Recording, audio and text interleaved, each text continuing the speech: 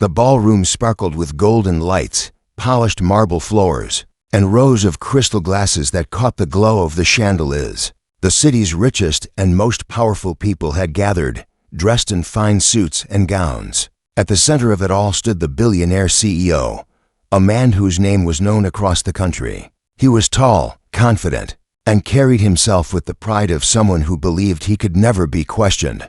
People around him laughed at every word he spoke, even when his jokes were cruel. The evening had started with polite conversations and handshakes, but as the night went on, the CEO grew louder. He mocked his competitors, belittled his employees, and enjoyed the way the crowd laughed nervously. Desperate to stay in his good books, at one point, he turned toward a large screen that showed one of his company's unfinished projects. It was a system his engineers had been struggling to fix for years, something so complicated that even experts from abroad had failed to solve it.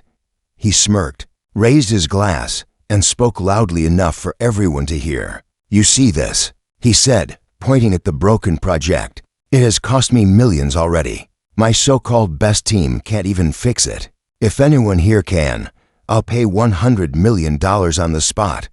The room filled with laughter. Some laughed because they thought it was a joke. Others laughed because they knew it was safer to laugh with him than to stay silent. The CEO leaned back, satisfied that he had humiliated his staff and turned their failure into entertainment. He didn't mean his words as a real promise. It was a performance, a way to remind everyone that he was untouchable, richer and smarter than anyone in the room. Among the servers moving quietly around the edges of the hall was a maid, who had worked for the company for years. She never drew attention to herself, but she had been listening. Her daughter, a thin young girl with wide, curious eyes, had insisted on coming along with her that evening. The girl wasn't dressed like the others. She wore a simple faded dress and clutched her mother's hand tightly. As they stood near the back of the hall, unnoticed by the important guests, the girl's gaze didn't leave the screen. She didn't understand everything that was being discussed, but she could sense the arrogance in the CEO's voice when he mocked the engineers and laughed at the thought of anyone fixing the system. Something inside her stirred. She had always been different, quiet, observant, and fascinated by puzzles. At school, she was the one who solved problems others gave up on.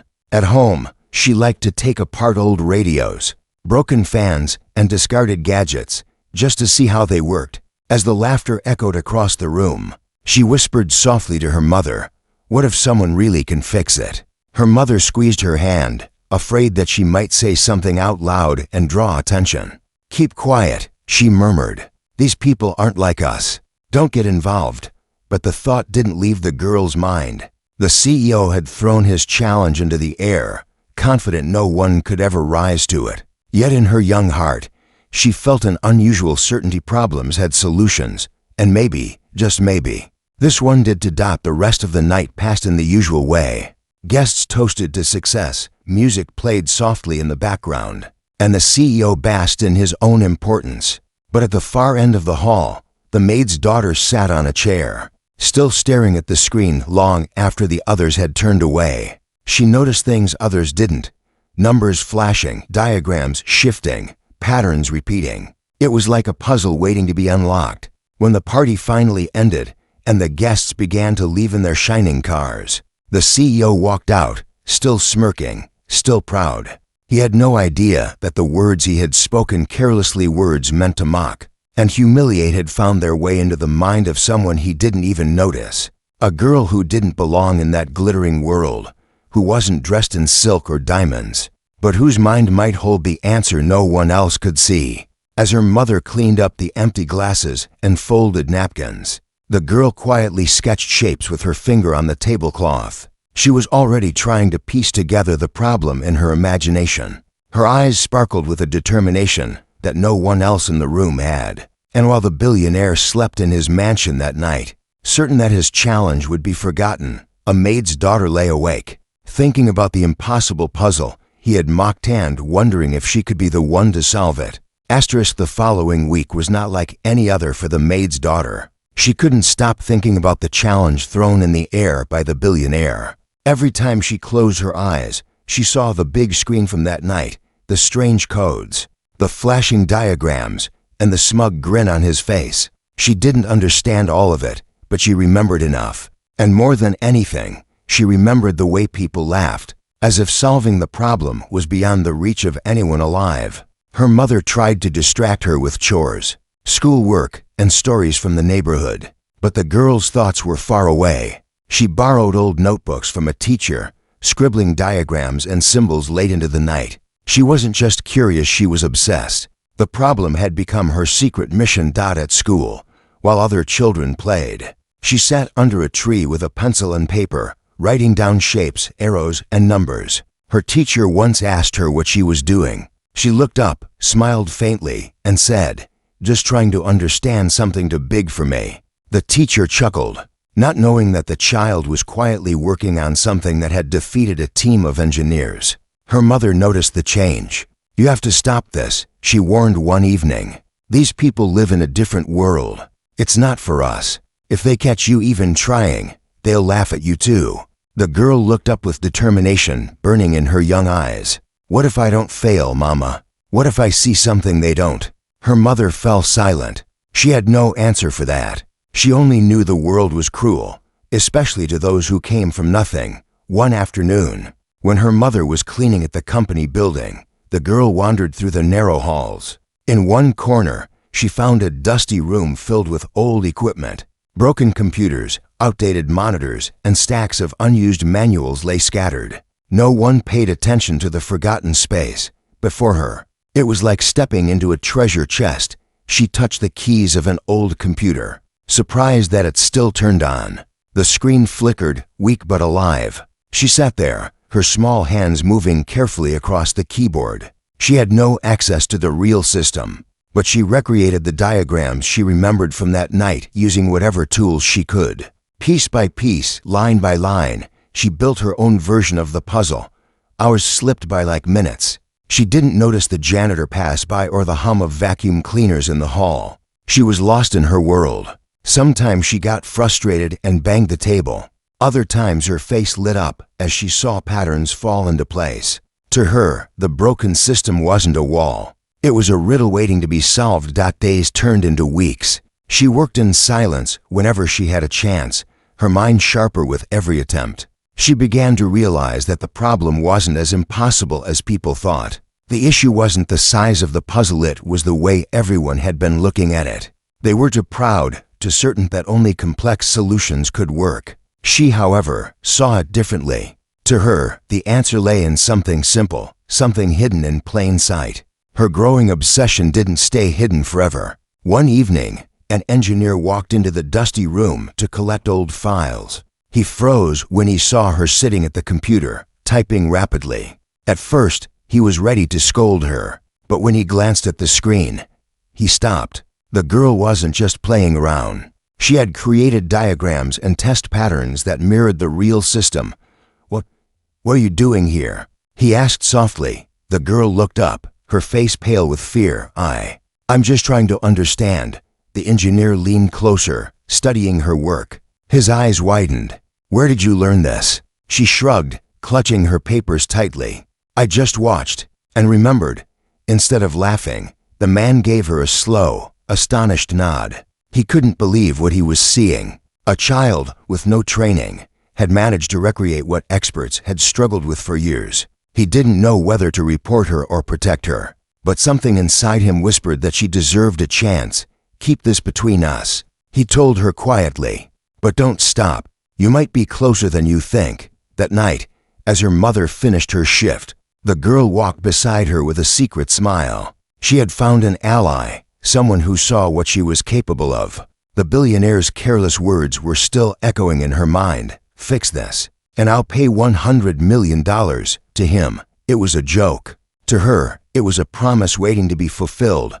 While the city slept, while the billionaire counted his wealth, a maid's daughter sat on the floor with scraps of paper, her pencil moving quickly, her heart racing. She wasn't just chasing an answer anymore. She was building it piece by piece, night after night, until the impossible would no longer be impossible. The morning was quiet, but inside the company building, tension hung in the air. The CEO had scheduled another review of the failing project. His engineers sat nervously in the large conference room, waiting for the storm of insults that always came when their work showed no progress. They had tried everything, but the system refused to work the way it was supposed to. Some of them whispered about quitting, others just stared at the table, ashamed. Far away from the main meeting, in the dusty old room that no one cared about, the maid's daughter sat in front of the same flickering computer she had claimed as her own. She had drawn the entire design again, this time adding the small details she had discovered from scraps of information. She wasn't supposed to be there, but no one noticed a little girl walking in with her mother. Everyone assumed she was just waiting quietly. She pressed a few keys, and the old machine whirred to life. Her eyes widened as the patterns began to shift the way she had predicted. For weeks, she had been stuck at the same point, but last night, an idea had sparked while she lay in bed staring at the ceiling. Now, with trembling fingers, she tested it. The screen blinked. For a long moment, nothing happened. Then suddenly, the frozen cycle moved forward. The problem that had always stopped the system broke open like a locked door finally clicking free. Her heart pounded as the shapes realigned, and the lines of code ran without interruption. She gasped and covered her mouth with both hands. It had worked, at least on her small model. The impossible had finally moved. She didn't know if it was the full answer, but she knew it was different from anything the others had tried. Just then, the same kind-hearted engineer who had once caught her entered the room again. He almost dropped the stack of papers he was holding when he saw the screen. He rushed to her side, staring at the flowing lines with disbelief. "You did it," he whispered. The girl looked up at him, frightened. "Did I break it?" "No," he said, shaking his head slowly. "You fixed it. This is what we've been trying to do for years." She bit her lip, unsure if he was mocking her, but his eyes were wide with genuine shock. He bent down and studied her notes. They were messy, drawn on scraps of paper with half-erased pencil marks, but they held the answer. The simplicity of her idea stunned him. The team had been searching for complicated solutions, buried in endless layers of programming. She had seen what they had all missed, the small mistake at the foundation. He leaned back and exhaled deeply. "If the boss sees this," his voice trailed off. He knew what kind of man the CEO was. Showing that the solution came from a maid's daughter might not bring praise. It might bring anger, denial, or worse. But still, the truth couldn't stay hidden forever. "Promise me," the girl said softly. "You won't tell anyone yet." The engineer hesitated, then nodded. "For now. But you need to be careful. You're playing with fire." That same day, the CEO stormed into the main hall, furious as usual. His engineers presented their slow progress, and he slammed his fist on the table. "You people are useless. $100 million wasted, and you still can't give me results," he shouted. His voice echoed across the walls. Nobody dared reply. From the shadows, the girl listened. She was standing near the service entrance, clutching her papers. Her small hands trembled, but her eyes burned with quiet courage. She had something no one else in that room had: a working path forward. Yet she kept silent. It wasn't time. Not yet. Later, when the hall emptied, the engineer who had seen her work pulled her aside. "You don't realize what you've done," he said. "If this goes public, it will shake everything. But if you're brave enough, one day you'll have to step into that room and show him yourself." The girl lowered her head, her thoughts heavy. She was only a maid's daughter. To the world, she was invisible. But to herself, she now felt different. The puzzle that made powerful men laugh had moved under her touch, and she wasn't going to stop until it was complete. That night, she worked again, her pencil scratching under the weak light of a lamp. She tested, adjusted, and redrew her steps. Every mistake made her stronger. Every correction brought her closer to perfection. The city outside was alive with noise, cars, and neon lights.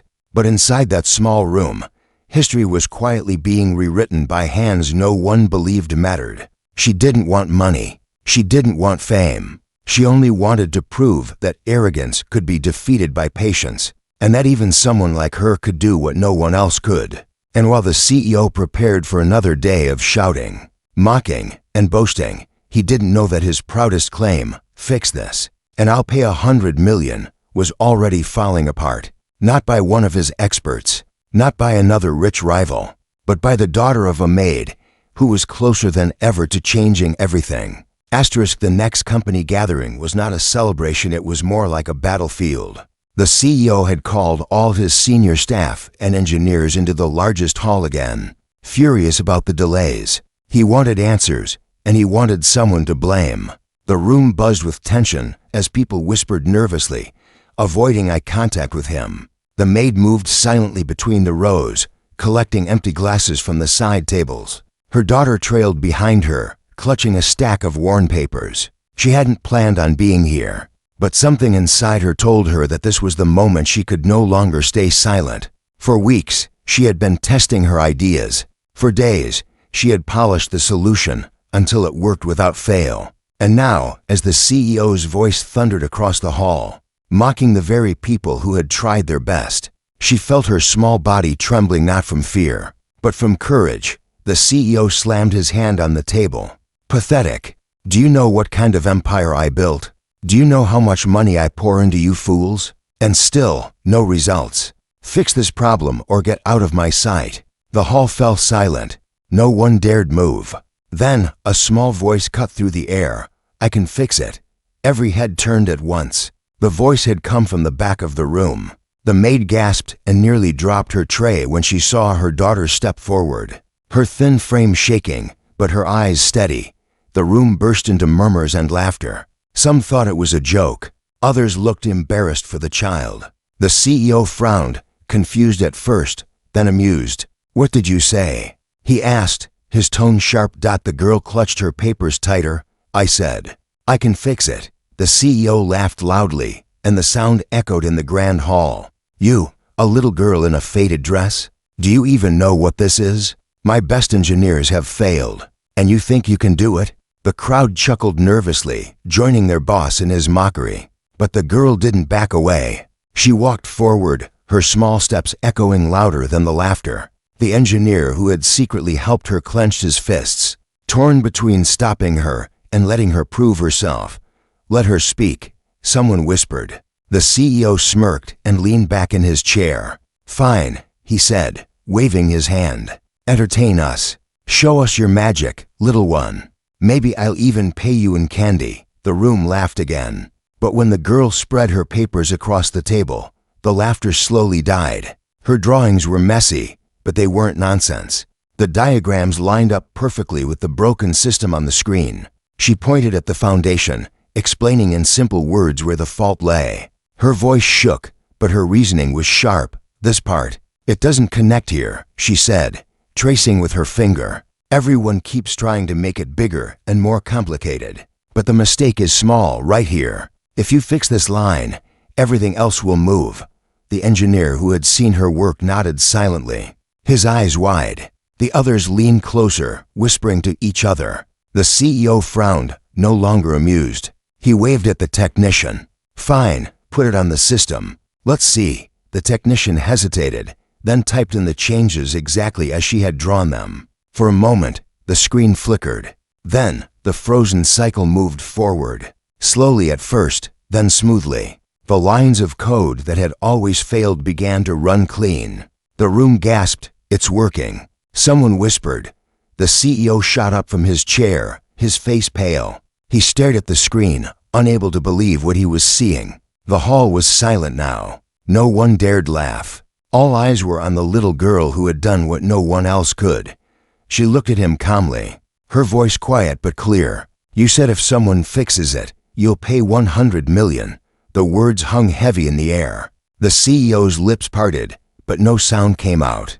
His arrogance, his pride, his mockery, all of it crumbled in that moment. The maid stood frozen, her eyes full of tears, watching her daughter stand in the middle of powerful men, unshaken. The girl wasn't just solving a problem. She was tearing down a wall built by arrogance, proving that brilliance can come from the most unexpected place.